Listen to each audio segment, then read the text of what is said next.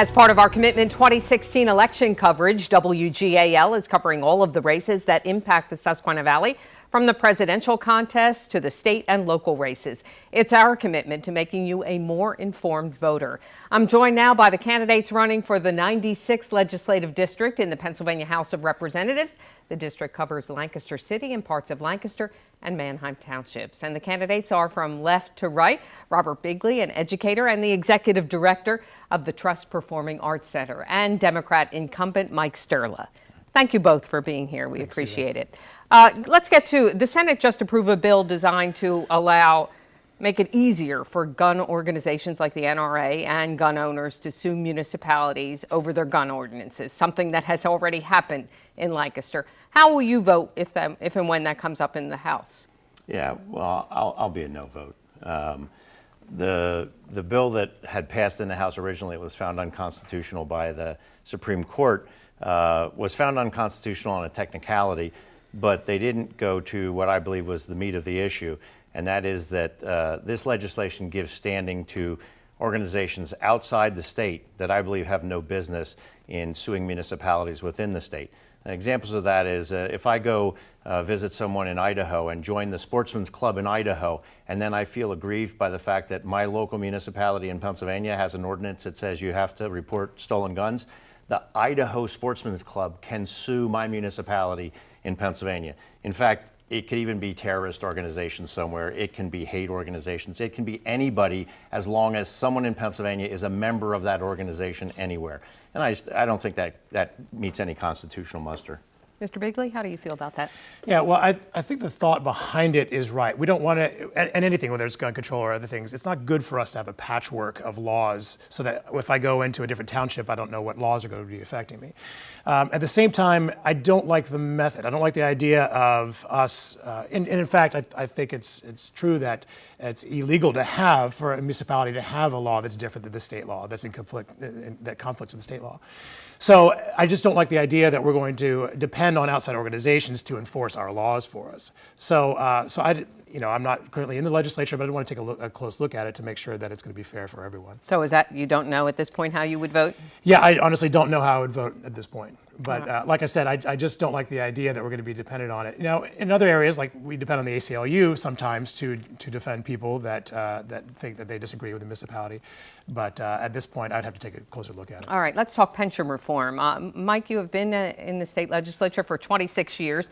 We've talked a lot in Harrisburg about pension reform. How do we make that happen? Yeah, well, I think the sad part is that the pension reform that's been talked about has not been the kind of pension reform that we need. In 2010, we did Act 120, and those people that are under that pension system since 2010 are costing the state about 4% of payroll. If you ask any business, they'll tell you, if I can get a pension system for my employees at 4% of payroll, they'll take it. So we did that part of the pension reform. What we didn't do was address the unfunded liability from the past, when the state and school districts were told, don't bother paying into that this year. That's how we'll balance the budget this year. We just won't fund the pension. And we built up what is now between a $50 and $60 billion unfunded liability. We could eliminate pensions tomorrow for everyone moving forward, and we would still have a $50 to $60 billion liability. So taking something away from future employees doesn't really solve the problem. What we need is a dedicated funding source for that $50 to $60 billion. That will allow the bond markets to see us as being whole. I've proposed legislation that says we ought to impose a Marcellus shale tax, something that has widespread appeal and widespread support among Republicans and Democrats all across the state, and dedicate the dollars from that Marcellus shale tax to paying off the unfunded liability for school districts as well as for the state, but school districts first. So that would alleviate the problem that the school districts are being faced with right now and allow them to take the dollars that they're spending for that old unfunded pension liability and put it into the classrooms today. All right, well, the Marcellus shale tax has certainly not been able to pass in Pennsylvania, but how do you think we need to solve the pension reform problem? Right, so the pension that we've inherited, and Mike alluded to some decisions that were made over a decade ago that why we're ended up in the situation that we're in right now. It's an antiquated idea that we're going to have a guaranteed pension. The federal government doesn't even do it anymore. When I taught for the state system out in Seattle, Washington, I was in part of the state system. By that point, they didn't even have, as a college professor, I did not have a guaranteed pension. We had a 401k style situation.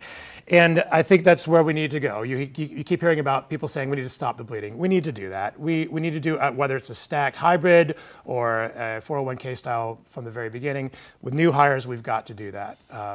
And then Mike's right. We have to figure out a way to fund this this huge bill that is coming due in the future and now. And whether it's taxing Marcellus Shale or whatever it is, we need to fund that. All right, and just quickly, we're sort of running out of time, but the opioid crisis is certainly top of mind for a lot of people in Pennsylvania. What do you think what's the responsibility of the legislature in terms of this crisis? Susan, it's so hard. This is as much of a cultural issue as it is anything. My stepsister right now is dealing with this. I was talking with my stepmother a couple weeks ago, and it's when it comes to any sort of addiction, it's a cultural issue. We have to get down to the root of the issue, which is people just can't start. Because once they start, it's really difficult to get them off. But what do you think the state legislature needs to do to address it? it? So first of all, we have to make sure that we have good laws in place that are going to keep people from abusing the opioids that are prescribed. We have to make sure that doctors and pharmacies are in line with what is good practice. And then we have to make sure that the people that are right now addicted have access to the treatment that they need. We need to stop throwing people in jail because they're addicted to drugs. We need to find a way to make sure that we can help them get clean. Representative Sirleaf? Well, we held multiple bipartisan hearings this summer, policy committee, both on the Republican and Democratic side around the state about this epidemic.